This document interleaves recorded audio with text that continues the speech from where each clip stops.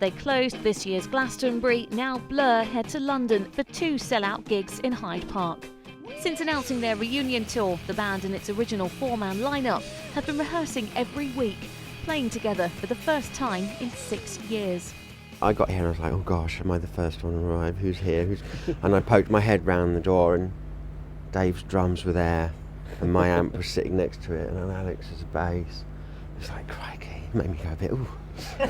Apart from Glastonbury and now the Hyde Park shows, Blur have played a handful of more intimate gigs, including one at the East Anglia Railway Museum in Colchester, not far from where Damon Albarn and guitarist Graham Coxon went to school, and the venue for the band's first ever concert.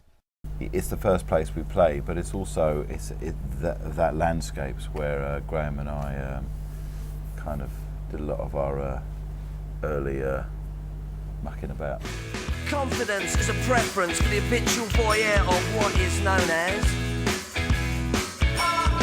a morning. Blur were pioneers of the Britpop era, producing countless #1 hits and entering into a media-hyped war of words with Manchester band Oasis, then their perceived rivals. But at the point where they started recording the 7th album, Think Tank, relationships were strained, to the point that Graham Coxon left the group in 2002.